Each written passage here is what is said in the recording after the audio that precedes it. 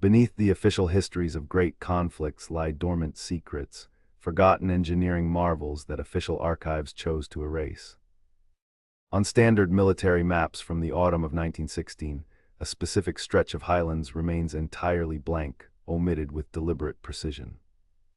Decrypted logistical logs from auxiliary supply units reveal an impossible anomaly: thousands of tons of heavy steel ordnance shipped to a garrison that officially did not exist. This is the untold story of the Northern Ridge, a clandestine military installation built in total secrecy to test a radical form of acoustic warfare. For decades, historians dismissed these records as administrative errors or misplaced logistics, but recent declassifications tell an entirely different tale. At the center of this mystery was a radical departure from traditional artillery, a project assigned directly to the engineering corps under strict wartime embargo. Conventional cannons relied on brute force and shrapnel. The engineers at the Northern Ridge, however, sought to weaponize sound waves themselves. Their invention was known internally as the acoustic resonator array, a network of gargantuan concrete horns designed not to listen, but to project. Today, the physical remnants of this forgotten installation remain hidden beneath dense undergrowth, largely untouched by modern tourism. To understand why this facility was scrubbed from official war diaries, we must examine the events of November 1916, when the system was first tested. Captain Arthur Vance, a brilliant acoustician seconded from Oxford University, led the clandestine team tasked with assembling the massive sound projectors. Vance's designs utilized compressed steam and massive curved metal diaphragms, capable of producing low-frequency resonant shock waves across miles of terrain. Deep beneath the chalk ridge, a network of subterranean galleries was excavated to house the heavy boilers and high-pressure air compressors. Every test required immense energy. The steam boilers were stoked day and night, monitored by hand-picked specialists bound by strict oaths of secrecy. Operation Silent Thunder was designed to disrupt enemy communications and shatter morale without firing a single conventional bullet. The primary structure featured a colossal parabolic reflector cast from reinforced concrete, measuring over 40 feet in diameter. Acoustic engineers soon discovered that the natural limestone geology of the ridge acted as a giant natural amplifier for the low-frequency pulses. Orders issued from high command explicitly prohibited any mention of the site in telegraph communications, relying entirely on encrypted courier dispatches. Glass plate negatives preserved in private collections provide rare visual evidence of the installation's peculiar architectural geometry.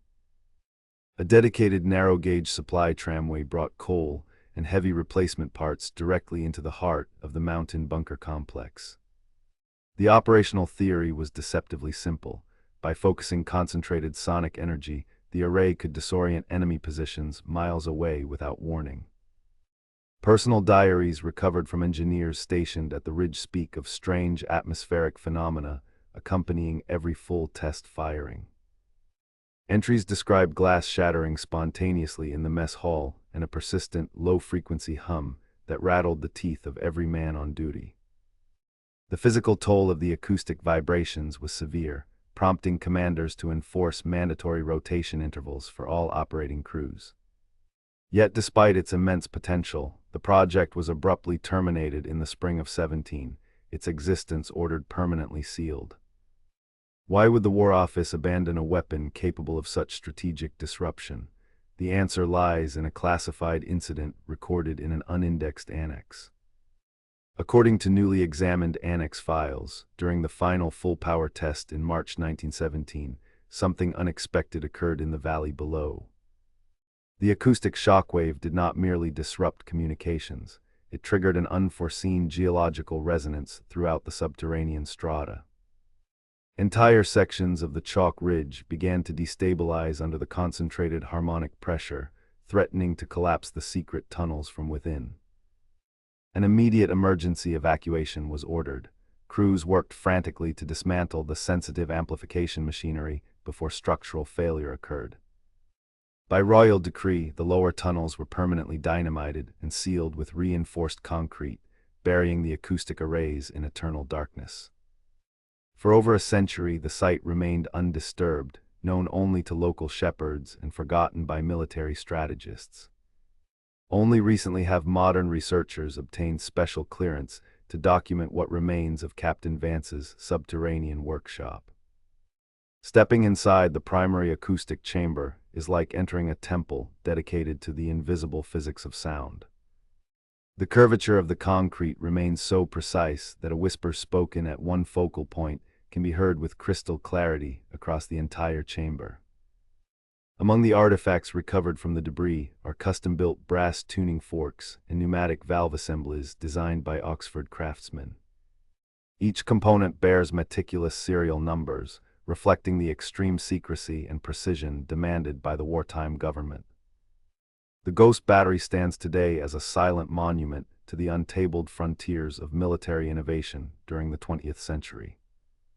As historians continue to digitize these newly opened archives, more pieces of Captain Vance's ambitious project are finally coming to light.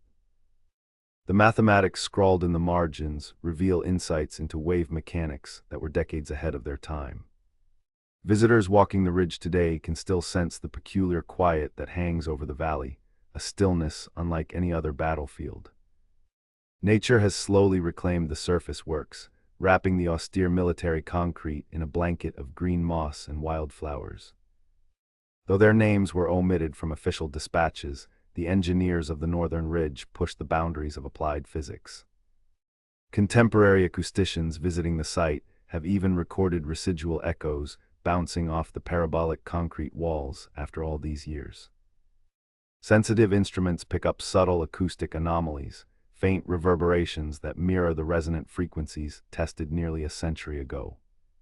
History is filled with grand battles and celebrated victories, but the true depth of human ingenuity often resides in the shadows.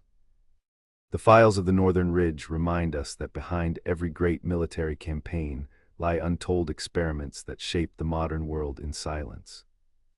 As long as researchers continue to open forgotten boxes and translate faded logs, these secrets will refuse to stay buried.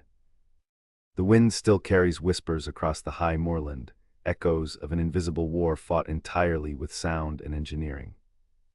And while the cannons of the Great War have long fallen silent, the Ghost Battery of the Northern Ridge remains an eternal testament to human curiosity. A secret locked in concrete and stone, waiting patiently for the next generation to uncover its forgotten frequency. Every archive holds a hidden chapter. Every landscape retains the memory of what came before. We need only listen closely to hear the whispers of history. Until next time, keep searching for the untold stories.